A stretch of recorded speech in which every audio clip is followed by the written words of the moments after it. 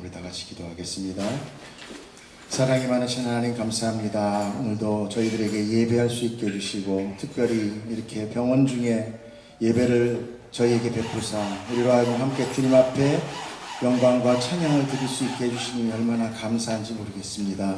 하나님은 우리의 삶 가운데 제한되지 않고 어디 가나 계시고 또 모든 능력을 다하여 저희를 고치실 줄 믿사오니 아버지 오늘도 저희들의 말씀으로 고치사 영원한 생명 주시고 또한 육신까지도 주님께서 완전케 되게 치유하여 주시옵소서. 모든 것 주님 의지하며 감사함을 예수님 이름으로 기도드렸사옵나이다. 아멘. 네, 축복합니다. 오늘 말씀은 누가복음 강해 17번째 예수님께서 시험을 받으십니다. 누가복음 4장 1절 13절입니다. 누가복음은 예수 그리스도가 세례를 받으시고 기도하실 때에 하늘이 열리면서 너는 내 사랑하는 아들이라 내가 너를 기뻐하노라 라는 소리가 났다고 기록되어 있습니다. 이 소리는 구약의 말라기 선지자가 마지막 구약의 예언서를 쓴 이후에 근 400년 동안 침묵을 깬 하나님의 첫 음성이었습니다. 즉 구약 즉 옛 언약이 이제 끝이 나고 신약 새 언약의 장이 열리고 있었던 것입니다. 우리는 이렇게 구약에 사는 존재가 아니라 여러분 신약에 사는 존재입니다. 그렇다고 해서 우리가 구약이 필요 없다는 것이 아니고 구약을 통한 모든 하나님의 경륜이 이제 완성된 신약에서 살고 있기 때문에 우리는 은혜 받을 때다. 지금 은혜의 때입니다. 구원의 때며 은혜의 때입니다. 여러분 이 순간은 놓칠 수 없어요. 구약 때는 어땠습니까? 사람들이 실제로 자기가 노력하고 예배로 나오고 거룩하게 하고 죄짓지 말았어야 됐습니다. 그러나 지금은 누가 그 모든 것을 다 해주셨습니까? 제사장이신 예수 그리스도가 제사를 따드렸고 그리고 스스로 자기가 또 통치하시는 왕이 되셨으며 또한 결국 우리를 위하여 배속해 죽은 어린 양으로 자기는 다 갈기갈기 찢어서 모든 피로 우리를 배속하셨다는 것입니다. 이것이 우리에게 얼마나 큰 은혜인지를 구약을 통해서 깨닫게 되는 겁니다. 그 험하고 그 복잡한 제사 제도를 단번에 예수님이 다 맞춰서 우리가 이렇게 편하게 예배 드릴 수 있게 하신 것은 정말 얼마나 큰 은혜인지를 모르겠습니다. 그리고 그 아들이라는 그 말씀, 아들이라는 그 말씀을 마치 증명하듯이 내 아들이다 라고 하는 그 음성을 증명해 주시 누가는 예수님의 족보를 우리 지난주에 봤죠? 예수님의 족보를 바로 쭉 나열을 해서 계속 위로 올라가서 누구까지 이르는 걸 봤습니까? 하나님까지. 즉 예수님은 하나님의 아들이다라는 것을 분명하게 밝혀내고 있었던 것이죠. 그래서 우리는 마태복음을 통하여서는 다윗의 혈통으로 오신 언약이 성취된 그런 메시아를 보았다면 누가복음에서는 어땠습니까? 다윗의 혈통으로 온 법적 적통인 왕으로 오셨지만 그러나 하나님으로부터 계획된 분이셨다라는 것을 우리가 더 알게 돼요. 사람이면서 하나님이신 예수 그리스도 그분은 완전 사람이며 또한 완전 하나님이셨습니다.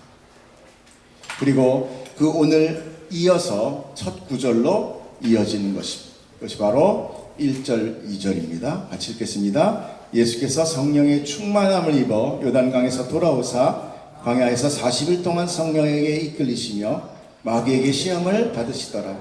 이 모든 날에 아무것도 잡수이지 아니하시니 날수가 다함에 줄이신지라. 아멘.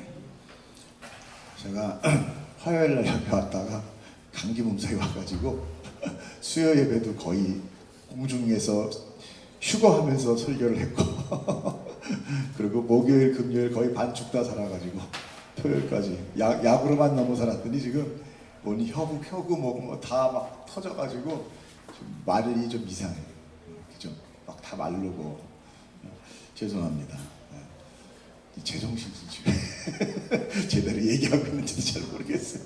아무튼 그래서 제가 오늘 적어온 성령님이 주신 말씀을 가능한 그대로 여러분들에게 알려드리려고 합니다.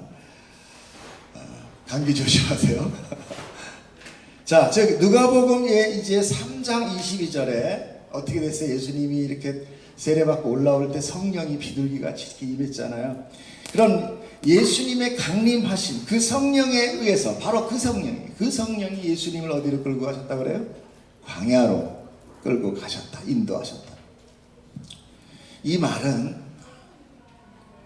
예수님을 광야로 가게 한 것은 바로 하나님이셨다라는 거예요. 그걸 잘 아세요. 예수님이 이제 사역 시작이니까 금식기도 들어가셨구나. 뭐 그런 것도 있겠지만, 그렇게 예수님의 의지가 아닌 하나님에 의하여, 성령에 의하여 예수님은 순종하고 갔다는 것입니다. 이 얘기는 예수님 사역의 첫 시간인, 바로 그 첫 발자국이 뭐로부터 시작이 되느냐? 성령에 의해서 움직이셨다는 것입니다. 이게 뭐가 중요하냐? 중요합니다. 우리의 모든 신앙생활은 내 의지와 내 뜻이 아닌 하나님의 뜻과 하나님의 의지에 내와 상관없이 움직여야 돼요. 그것이 순종이에요. 그리고 예수님은 하나님에 의하여 순종했다는 게 어느 때부터? 첫 시간부터. 그리고 예수님의 그 모든 사역의 그 과정과 그 모든 순간순간 전부는, 또 마지막 십자가와 또 부활과 승천까지 누가 하셨다? 하나님이 하셨다는 것을 여러분 꼭 기억해야 돼요. 그러니까 예수님이 오셨으면 우리 예수님 믿는 거잖아, 그러니까 예수님 바라봐야지. 맞아요. 그러나 그 예수님이 여기 오시고 행하신 모든 완전함은 이미 하나님이 계획하시고 우리에게 주신 선물이다라는 것도 여러분 인정하셔야 돼요. 그러므로 우리가 믿음의 대상이며 주인이며 선생으로 삼는 사람의 삶이 하나님의 완전 순종으로 이루어졌다면 우리가 따라야 될 것이 무엇입니까? 무엇이 중요하겠어요? 바로 하나님의 뜻, 예수 그리스도의 뜻에 우리가 순종해야 되는 거예요. 나 오늘 기분 나빠? 오늘 찬양 한 반쯤 불러? 뭐 이런 게 아니라 하나님이 내 안에 찬양하게 하시면 나와 상관없을지라, 내 마음과 상관없을지라, 하나님 오늘 내가요 좀 마음이 그래요. 그럼 예배 다음에 드릴게요. 이게 아니라 오늘 하나님이 예배를 딱 하시고 내가 예배 받겠다, 우리 나가는 거예요. 그분 앞에 가는 거예요. 그것이 순종입니다. 여러분, 이렇게 하나님의 뜻 가운데 움직이는 자 되기를 축복합니다. 그때 내 안에 치유가 일어나요. 왜? 나의 주인을 하나님으로 했으니까. 그 하나님이 나를 책임져 주시지만 내가 주인이면 내가 책임져야지. 그때부터 고생문이 오는 거야. 내가 책임져야 돼. 얼마나 힘들어. 그럼에도 불구하고 우리는 너무나 성과 위주여 보여주기 위한 그런 신앙생활, 그런 사역을 많이 하고 있다는 거예요. 중요한 것은 이것이 하나님의 뜻인가를 우리가 잘 살펴야 된다는 거예요. 그래서 성경이 필요한 것입니다. 그래서 우리의 기도는 하늘의 뜻이 우리에게 임하게 해달라는 기도가 가장 중요한 것이에요. 그래서 주기도문의 그 첫 기도의 내용이 뭡니까? 그분께 영광을 드린 후에 그 첫 내용이 하늘의 뜻이 하늘에서 이루어진 것 같이 땅에서도 이루어지게 해달라. 하늘은 하나님이요, 땅 아담아는 누구예요? 나잖아요. 그리고 그 뜻은 그 이름이 거룩히 여김을 받으시듯이 분명히 세상과는 너희는 구분되어 있었다는 것도 여러분 깨달아야 돼요. 하나님의 뜻이, 하나님의 그 본체가 하나님이 거룩한 분이라면 내가 그분의 자녀라면 나 역시도 당연히 거룩해져. 내가 우리 아버지가 김씨면 나도 김씨듯이, 우리 아버지가 홍씨면 나도 홍씨듯이. 우리 아버지 홍씨인데 내가 김씨야, 이상하잖아. 금방 이상하잖아. 그건 자녀가 아니지. 응? 이상해. 그렇듯이 우리가 아버지가 하나님인데 내가 내 뜻에 의하여 움직인다, 그것은 아니다라는 거죠. 그래서 하나님의 뜻은 우리가 결코 이해할 수 없는 것이 태반이 더 많아요. 성경이 읽고 내가 다 안다, 내가 다 안다고 하는 그 자체가 나에게 얼마나 큰 교만인지 알아야 됩니다. 우리는 사실 이 세상밖에 몰라요. 그리고 나밖에 몰라요. 우리 솔직해집시다. 저만 그런가요? 나밖에 몰라요. 나밖에. 내가 아프면 그냥 막, 그러고 내가 화나면 내가 와박거리지, 뭐 사람을 어떻게 한다고 하지만 그것도 다 내가 기분 좋을 때야. 솔직하게. 그렇기 때문에 우리는요, 하나님의 뜻을 사실 몰라요. 그렇지만 성도는 이거 아닌데, 이거 아닌 것 같은데, 나 오늘 아닌데, 그럼에도 불구하고 하나님의 뜻이 거기 있으니까, 하나님의 콜링이 내가 깨달아지니까 그곳에 선 거예요. 여러분 여기 있는 거예요. 그래서 얼마나 쉬면 더 좋아. 운동도 더 하고.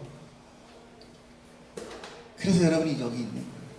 하나님의 뜻이 예배받기 위한 뜻이니까 여러분 순종하고 오시고 축복합니다. 승리하신 거예요.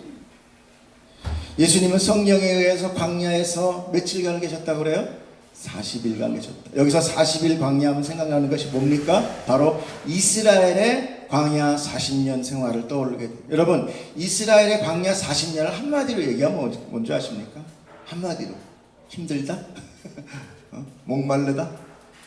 이스라엘의 광야의 40년은 불신이에요. 불신. 와, 하나님의 택한 백성이 출애굽 굳이 이렇게 하셔가지고 끄집어내서 하나님이 만나 먹이시고 메추라기 먹이시면서 인도했더니 그들이 나타나는 게 뭐였냐? 불신이었다는 거예요. 기가 막히잖아요. 출애굽기 32장에 모세는 하나님의 호렙산에 시내산이라고 하죠. 그 올라가서 40주 40야, 즉 40일간, 40주야니까 40일간 지내면서 언약의 두 돌판인 그 십계명을 받아가 가지고 옵니다.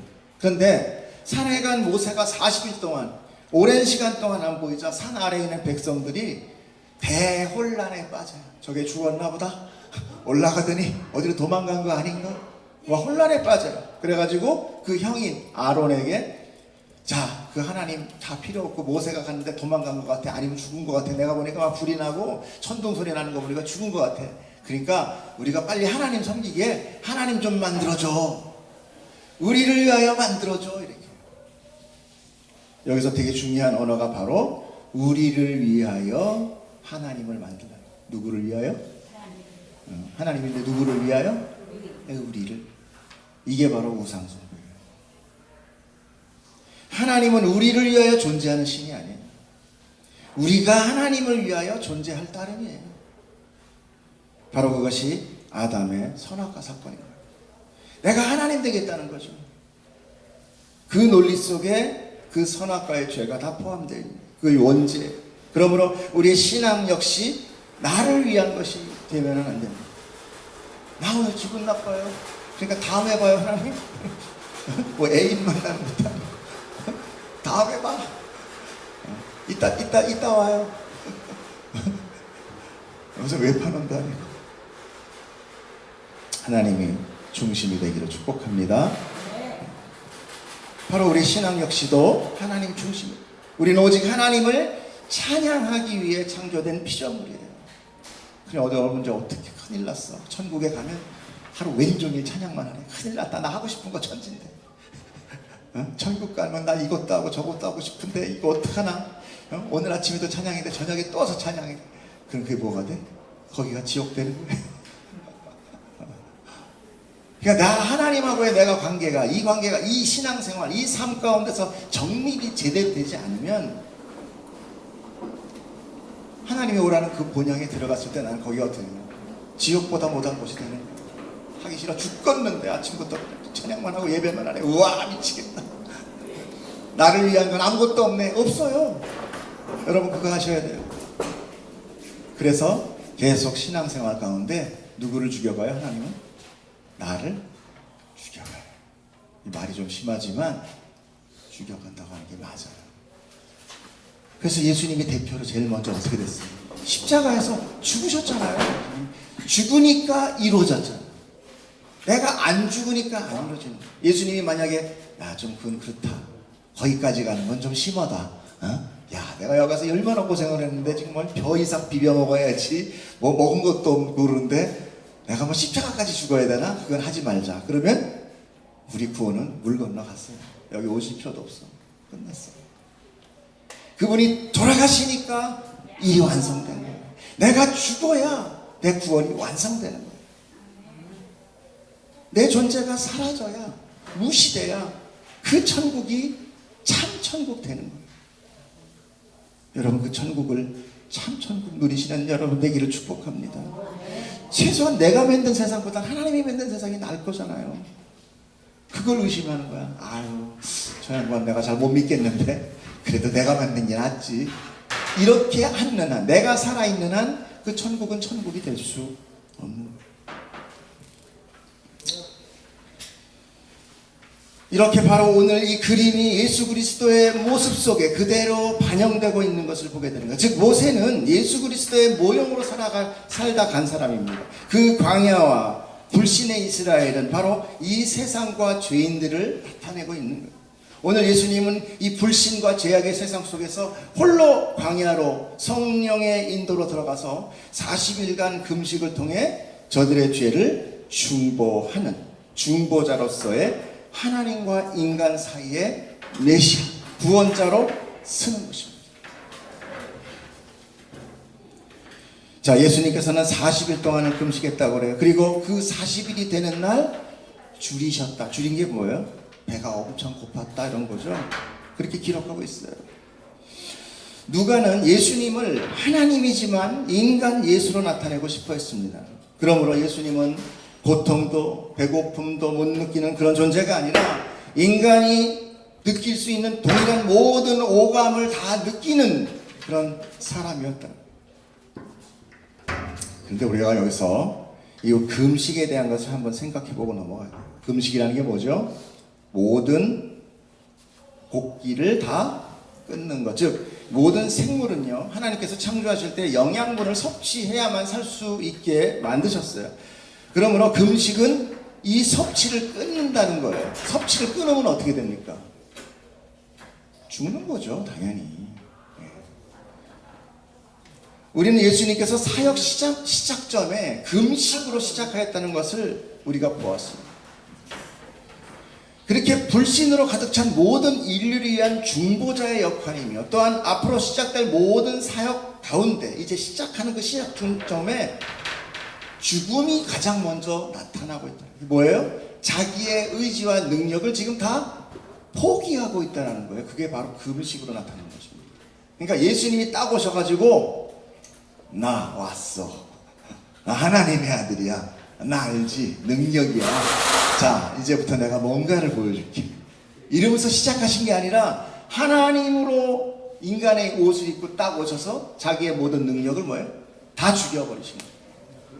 그럼 뭐예요 이제? 예수님은 하나님의 그저 꼭두각시로 움직이는 자. 오직 모든 예수님의 지상사역은 아까도 말씀드렸다시피 하나님, 오직 하나님 아버지께 순정하며 오직 그분의 뜻만을 행했다는 거예요. 그러니까 성경에 나오는 뭐 베네사데 연못에서 38년 된 그 환자를 치유해요? 다른 사람도 환자 많았잖아. 그럼 해필은 글로 왜 갔을까? 하나님이 글로 가라고 한 거예요. 문둥병 환자 고치려면 그냥 그 동네에 다 고치지 왜 또 한 명만 고쳐? 맛백인가? 샘플이야? 요거 봐라 이러고 아니란 말이에요. 하나님이 하시라니. 그러니까 여기서 우리가 중요하게 보는 건 뭐냐면 하나님은 병 고치러 예수님 보낸 게 아니라는 거예요. 고치려면 다 고쳐야지. 그렇잖아요. 뭔가 거기에 뜻이 있다는 거죠. 바로 구원이라는 거죠. 구원은 너희의 삶으로 인하여 이 세상에서 이렇게 줄이고 고통받고 병들고 이그러진 이것이 아닌 완전케 되는 것이다를 우리가 눈으로 볼 수 있는 것으로 고쳐주는 거예요. 네가 눈이 가려서 하나님을 못 보는구나. 눈을 개안하는 것. 네가 하나님의 음성을 못 듣는 귀머거리구나. 열어주시고 앉아서 꼼짝 못하는구나. 일으켜서 이 모든 것이 하나님의 나라가 됨으로 이루어지고 우리한테 완성될 그것들을 모형 그림책으로 하나하나 보여주시는 거예요. 근데 그거 한번 보여줬더니 이제 몽땅 거기 모여가지고 주여 하면서 그냥 뭐 누구 보니까 무슨 뭐 30배, 60배, 100배 줬대는데 이 주식을 튀겨 주시옵소서. 뭐 그냥 뭘 고쳐 주시옵소서. 뭐 일어날지어다, 뭐 자빠질지어다, 별거 다 하고 있습니다. 그거는 아무 종교 가도 다 하는 거예요. 그거. 하나님이 그런 우상에서 하는 것들을 굳이 하려고 자기 아들을 보내서 십자가에 죽이셨겠어요? 그것보다는 더 높고 그것보다는 더 심오한 뜻이 있을 거 아니겠어요? 그렇죠? 우린 그거 붙들어야죠. 어차피 한 몇 년 더 살면 다 사그러서 흙돼버린 이 몸 그저 한 번 일으켜주면 하나님 할렐루야 끝입니까? 그 다음에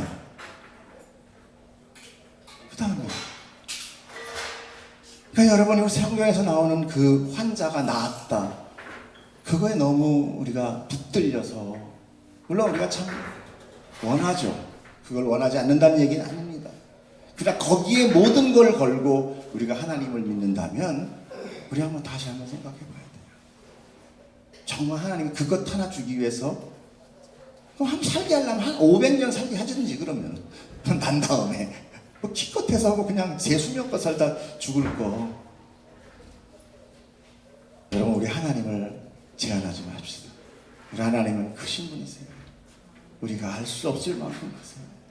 내가 이해되고 내가 느껴질 수 있는 만큼만 그 안에 하나님을 가두지 마세요. 여러분, 하나님은 우리가 생각하는 이상으로 이 우주보다 더 크신 분이 하나님이라는 것을 여러분 기억하시길 축복합니다. 자, 이렇게 예수 그리스도가 금식을 했어요. 거의 죽음 상태, 이렇게 줄이다, 배고프다, 가장 약한 상태라는 거예요. 그런데 어떻게 합니까? 마귀는 그 약함을 통해야 공격한다는 거예요. 이 말은 우리가 세상적으로 약할 때 오히려 공격을 받는다는 거고, 반대로 세상적으로 우리가 강할 때 사단은 공격하지 않는다. 여러분, 이 논리를 잘 보셔야 돼요. 그렇기 때문에 내가 잘 되는 것이, 내가 강해지는 것이, 이게 사단이 원하는 걸 수도 있어요. 이해가세요 지금? 네? 인정하고 싶지 않은 이 말이 이해가세요? 지금 예수님이 약할 때 사단이 공격을 하죠. 예수님이 강하면 공격 안 한단 말입니다. 그럼 이 세상에서 강하다는, 내가 이 세상에서 강할 때는 그거 하나님이 줬다, 사탄이 줬다. 사탄이 줬을 수도 있다, 이런 거예요. 여러분, 그게 되게 중요한 겁니다. 그럼 사단은 여태까지 내가 할 때는 어떻게 했어요? 사단은 나를 공격하고 아프게 하고 약하게 하고 막 힘들게 해가지고 나를 그냥 막 괴롭히는 것 하고 생각했는데, 잘 생각해 보세요. 오히려 사단은 나를 이 세상에서 자꾸 잘 되게 해서 교만해지고 넉넉해져서 하나님을 안 찾게 만들어버려요. 집사님 잘 나갈 때 별로 우리 사람을 안 찾는 거 맞잖아, 그죠? 다 그래요. 내가 높아져 있을 때, 내가 강할 때 교회는 다닐 수는 있어요. 다닐 수는 있어. 그러나 지금같이 절절하진 않아. 저만 그런가? 이게 바로 사단이 노리는 거예요. 여러분, 뜻하지 않은 횡재나 자기 능력을 넘는 승진이나 높아짐이 나타나면은 내가 교회를 다닌다는 이유 하나로, 야, 하나님이 나를 축복하셨구나라고 확정 짓지 마십시오. 정말 심각하게 고민하십시오. 이거 내 능력 아닌데, 이거 나 이렇게까지 한 적 없는데. 사단은 우리에게 고난으로 공격하지 않습니다. 오히려 풍요를 갖다 배부르고 들다시게 만들어요. 그러면 100% 사람은 하나님을 등져요. 힘들게 자꾸 로마에서 기독교인을 탄압할 때 그 기록서를 보면은 차마 이건 무슨 잔혹사도 아니고 어마어마합니다. 이 네로가 사람을 산채로 꼬챙이에 꼽아서 밤마다 이렇게 등불같이 불을 비춰서 불 타는 동안 화나게 했다. 살아있는 사람은. 그때 기독교가 없어졌냐? 아니요. 더 강력하게 일어났어요. 부모가 보는 앞에서 아이를 침으로 이렇게 누르는 통으로 돌로 깔아 뭉갰어요. 하나님을 부인하라고. 그때 그 엄마가 뭐라고 그랬어요? 소리를 질렀겠지. 그러나 뭐라고 기도합니까? 얘야, 우리 조금만 참자. 그리고 그 나라 가서 보자. 이 신앙이 어떻게 사람의 입에서 나오냐? 저는 좀 외람된 소리긴 하지만 하나님이 과연 우리나라를 통일시키고 싶어 하실까? 과연 그 북한의 그 힘들고 어렵긴 하지만 그 순수하고 그 절절한 신앙을 가진 그 하나님은 그분들의 찬양과 그 숨어 지내는 그 아버지 하면서 드리는 그 기도를 저는 우리들보다 더 많이 받으셨다고 생각합니다. 우리의 이 물질 문명이 확 가가지고 막 터짐으로 인하여 그들이 배부르고 등 따시면요, 그들도 인간이 똑같아져요.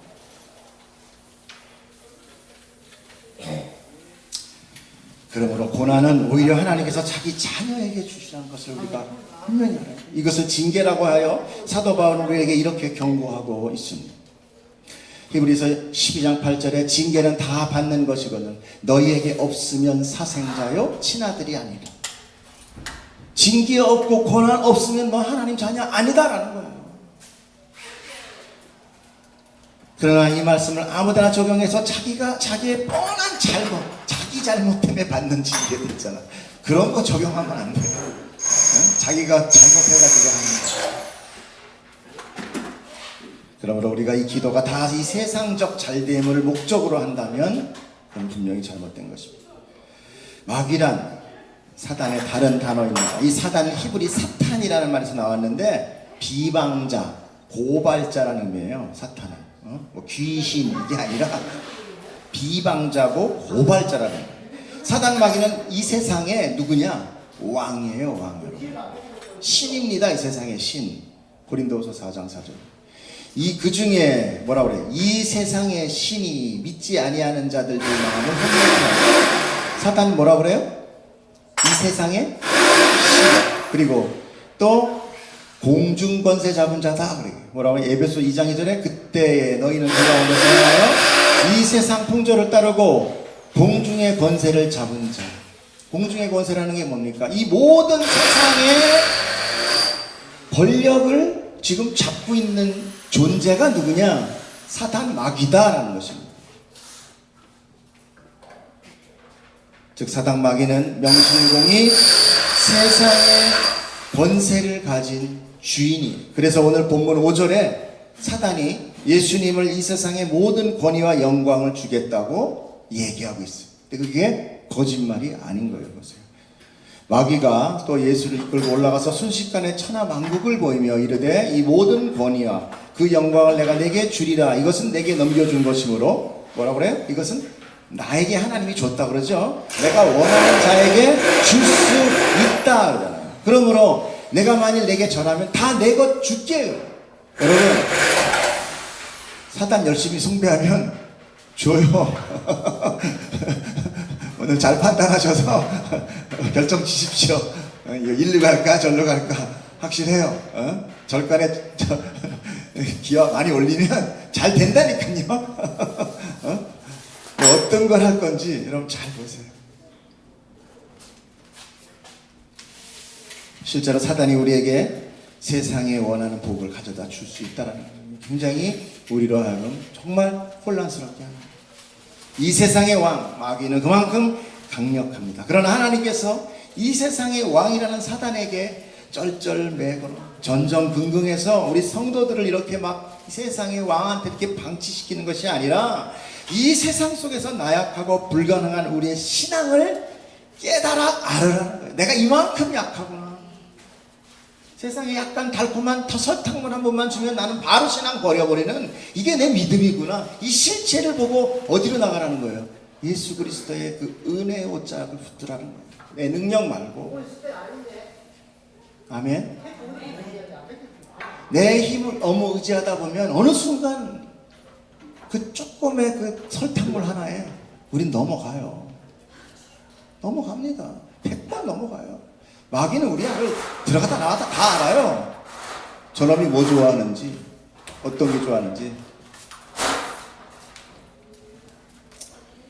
그렇기 때문에 여러분, 비록 세상에서는 우리가 이렇게 고난을 받고 아프고 약한 자로 있지만 여러분 지금이 구원의 때고 은혜의 때고 하나님의 이것이 사랑이라는 것을 여러분이 깨달아야 됩니다. 이걸 사람이 깨달으면 기분 나빠요. 저놈 시기가 저래 니도 한번 아파봐 이러지만 하나님이 얘기하면 그것이 나한테 은혜가 되잖아요. 여러분 하나님을 직접 만나십시오. 여러분 하나님의 위로를 받으셔야 돼요. 사람의 위로 아닙니다. 조속으로 바뀌는 사람의 위로 아니에요. 하나님의 위로를 여러분을 받으시기를 축복합니다. 그러므로 이렇게 불가능한 내가 아닌 그 불가능함 속에서 가능하게 해주신 예수 그리스도를 바라볼 수 있는 것, 이것을 우리의 큰 축복입니다. 그분의 십자가는 그렇게 나의 불가능으로 인하여 내 죄로 죽어야 할 바로 그 자리, 그 십자가의 자리가 내 자리라는 것을 여러분 깨달아요. 그런데 그걸 모르니까 예수님은 십자가에서 죽으시고 나는 안 죽고 그분의 용서만 받았다고 우기니까 교회 안에 그렇게 재수 없는 사람들이 많은 거야. 교만한 사람들이 많아. 난 죄 용서 다 받았다. 그럼 죽었어야지. 왜 살아서 왔다 갔다 하냐. 그런 은혜에 대한 깊은 이해가 성경 말씀에 대한 게 없으니까 사람들의 목소리가 자꾸 커지고 서로 나 잘났다고 싸우고 그렇게 되는 것입니다. 그러면 우리는 절대 자기의 의나 모습으로 우리가 신앙 가운데 드러나서는 안 돼요. 나는 나의 죄로 죽을 뿐이고 예수 그리스도의 대속이 나를 예수와 함께 부활에 참여할 수 있는 기회를 주신 것 뿐이에요. 네가 믿으면. 근데 그 믿음도 우리가 배웠죠. 믿음도 너희의 것이 아니라 하나님의 선물이다 그랬죠. 그럼 내게 도대체 뭐 있어요? 근데 어떻게 기고만잖아. 내게 없는데 지가 한 게 아무것도 없으면서 뭘 쟤는 나보다 믿음이 약해. 쟤는 알고 보니까 더 뒤에 가서 담배 피더라. 지는 뒤에서 음흉한 소리는 더 생각하면서 그런 거로 따졌으면 안 돼요. 여기는 죄인이 오는 거 맞아요. 여러분 교회에 와서 뭐 실족했다? 누가 교회에서 사람 뭐라고 그랬습니까? 교회에서 하나님 만나는 곳이에요. 거긴 다 죄인이에요. 당연히 사람에 의지하면 실족하게 돼 있어요. 그거는 나도 죄인이고 저도 죄인이고. 그래서 치유받겠다고 여기 왔는데 자기들끼리 좋다고 의지하고 돌꿔주고 막 그러면 하다가 자빠져가지고 내가 저놈한테 뭐 목사한테 사기를 당했니 안 당했니? 응? 당한 놈이 바보지. 그죠? 자, 이렇게 우리가 하나님의 은혜를 정확하게 알 때, 아니 나의 모든 것이 다 기각되고 하나님의 은혜로 내가 덮일 때, 그것이 바로 살 길이다, 구원이다. 자, 오늘 마귀는 줄이는 예수님의 약함을 뚫고 공격하고 있습니다. 배고픔의 가장 큰 게 뭐예요? 배고플 때 얼마나 짜증나. 먹을 거 가지고 막 이렇게 하는. 줄까 뺄까. 예? 그런데 3절에 뭐라고 얘기합니까? 마귀가 이르되 내가 만약 하나님의 아들이여거든 이 돌들에게 명하여 떡 되게 해. 이 얼마나 열받아. 배고픈데. 예수께서 대답하세 기록된 바 사람이 뭐라고 그래요? 떡으로만 살 것이 아니라 배고픈 자에게 먹을 것은 생명과 같습니다. 그러나 그것은 무슨 생명이에요?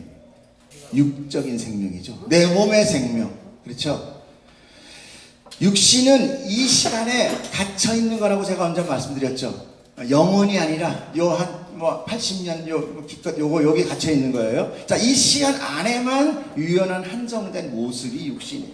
시간이 끝나는 날 육신은 아무 소용없습니다. 그러므로 진정한 생명은 육신의 생명의 근원이 떡이 아닌 바로 하나님의 말씀, 즉 구원의 말씀만이 나의 육과 영을 다 살릴 수 있는 생명으로 줄 수 있는 것이다를 이야기하는 거예요. 너는 지금 내가 줄이고 내가 지금 힘들고 배고픔으로 죽을 것 같으니까 나한테 와서 지금 떡 만들려고 그러지? 아니, 나는 떡 먹고서 내가 육신 기간 늘리려고 온 거 아니다.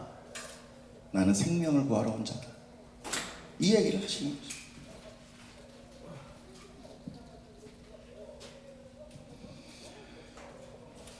그래서 사람이 떡으로만 살 것이 아니라 말씀하신 것이고, 그런데 이 말 역시 예수님의 자기 어떤 개인적인 대답이 아니라 아까 예수님이 사역할 때 뭐라고 그랬어요? 이미 자기의 모든 것을 다 내려놓으셨다고 그랬죠. 그러므로 예수님은 말씀을 해도 항상 뭘 의지해서 얘기를 해요? 말씀을 가지고 얘기해요. 예수님이 말할 줄 몰라서가 얘기하는 게 아니에요. 하나님이 먼저 하셨던 구약의 이사야의 그 선지자들의 이야기를 그거를 인용해서 얘기를 하세요. 거기에 예수님의 철저한 자기 절제가 있는, 순종이 있는 거예요. 신명기 8장 3절 보겠습니다. 너를 낮추시며 너를 줄이게 하시며 또 너도 알지 못하며 내 조상들도 알지 못하던 만나를 내게 먹이심은 사람이 떡으로만 사는 것이 아니요 여호와의 입에서 나오는 모든 말씀으로 사는 줄을 내가 알게 하심이라.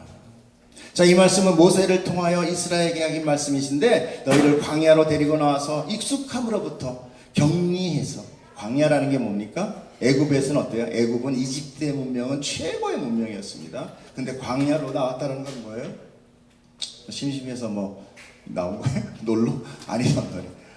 바닷물을 넘어서 왔다, 죽음을 뛰어넘어서 왔을 때는 다시 못 돌아간다는 것입니다. 시간이 벌써 저렇게 됐네요.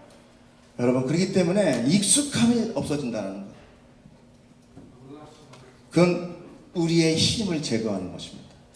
익숙할 때 내 힘이 있어요. 그렇잖아요. 똥개도 지집에서는 이긴다. 왜? 어디 뭐가 있는지 숨는지 다 알거든. 근데 낯선 데 가면 찍소리 못하지. 똑같아요. 자기가 애굽에서 모든 힘을 가지고 먹을 거 다 챙길 때는 힘이 있었어요. 그런데 광야에서 할 게 아무것도 없는 거예요. 물이 있습니까? 먹을 게 있습니까? 오직 누구만 바라봐야 돼?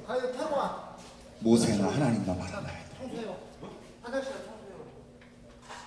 근데 하나님께서 그걸 가지고 뭐 여러분들 그냥 한번 고통 한번 받아봐라 이렇게 해서 끌었겠습니까? 아니요. 뭔가를 가르치기 위한 거예요. 그것이 바로 너희가 그토록 육신만을, 네 몸만을 의지하고 너밖에 모르고 사는 그 육신 전부인 양 살아가 있지만, 아니야, 그 이상의 것이 있어. 왜 그러잖아요. 뭐라 그러지? 중학생 되면 재밌는 것 같죠. 고등학생 되면은 절대 다시 중학생 하고 싶지 않다고. 고등학교 얼마나 재밌는데. 20대는 20대 재밌다. 30대가 더 재밌어. 그리고 저 혼자만 떠드네? 무슨 얘기인지 아시죠? 40대 되면 뭐 노인네라고, 야 40대는 더 재밌어. 뭐 이러면서.